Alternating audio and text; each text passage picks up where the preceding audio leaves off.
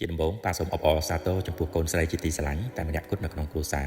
ទទួលបាននៅសញ្ញាបត្រភាសាអង់គ្លេសកម្រិតដំបូងដែលកូនបានព្យាយាមកន្លងមករយៈពេល10ឆ្នាំតាំងពីកូនមិនទាន់ចេះនិយាយភាសាអង់គ្លេសរហូតដល់ពេលនេះកូនអាចប្រើប្រាស់នៅភាសាអង់គ្លេសបានខ្លះហើយសង្ឃឹមថាថ្នាក់បន្តបន្ទាប់ទៀតនៅភាសាអង់គ្លេសមួយនេះកូននឹងកាន់តែមានការខំប្រឹងហើយមានភាពល្អប្រសើរកាន់តែខ្លាំងកូនត្រូវចងចាំថានៅក្នុងសង្គមបច្ចុប្បន្នប្រសិនបើកូនខ្សោយកូនមិនពូកែកូននឹងមិនអាចប្រកួតប្រជែងជាមួយអ្នកដទៃបានទេគេត្រូវការអ្នកចេះអ្នកខ្លាំងនិងអ្នកពូកែនៅក្នុងសម័យកាលនេះពីព្រោះថាអ្វីៗគឺវាវិវត្តទៅតាមសម័យកាលបច្ចេកវិទ្យាក៏កាន់តែទំនើបការប្រើប្រាស់មនុស្សក៏កាន់តែត្រូវការអ្នកដែលមានចំណេះជំនាញខ្លាំងពិតប្រាកដបើកូនមិនមានអ្វីជាដើមទុនខ្លាំងពូកែនោះទេកូននឹងមិនអាចប្រកួតប្រជែងបានទេដល់ពេលនោះកូននឹងធ្លាក់មកក្រោយគេទៅមុនកូននឹងត្រូវបានគេមាក់ងាជាក់ជាពុំខានចំណេះដឹងសំខាន់បំផុតណាកូននៅពេលដែលកូនមានចំណេះដឹងកូនមានសិលធម៌ការរស់នៅល្អកូននឹងអាចចូលចំណោមនៅក្នុងសង្គមអ្នកចេះដឹងបានហើយ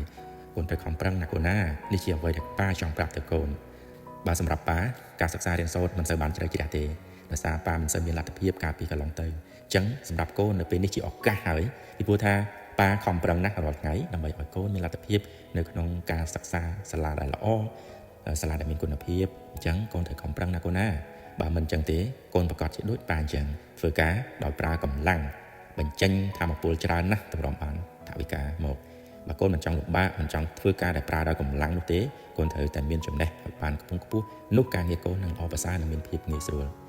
ប៉ាតែងតែទូលមានកូនជារឿយៗហើយប៉ាតែងនាំកូនទៅទីតាំងកន្លែងដែលប៉ាធ្វើការដោយផ្ទាល់បង្ហាញរូបភាពជាក់ស្ដែងឲ្យកូនបានឃើញថាតើកន្លែងដែលប៉ាធ្វើការ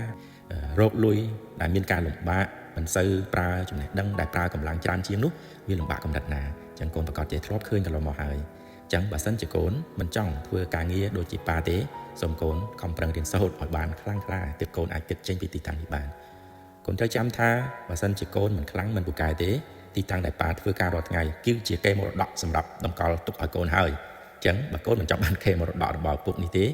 កូនត្រូវខំប្រឹងណាស់ដើម្បីគេចេញពីការទទួលកេរមរតកមួយនេះកេរមរតករបស់ប៉ាមិនមានច្រើនទេមានតែដីស្រែដីចម្ការនៅជាប់ជាងភ្នំដាច់ស្រយាលនេះ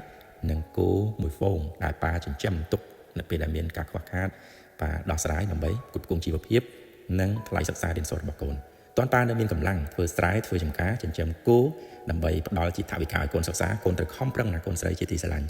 បើមិនដូច្នោះទេទីតាំងដែលប៉ាធ្វើការងាររាល់ថ្ងៃនេះនឹងផ្ដល់ទុកជាខេមរៈចុងក្រោយហើយអរគុណណាកូនសម្លាញ់ដែលបានផ្ដល់ការលើកទឹកចិត្តមកឲ្យប៉ាវិញ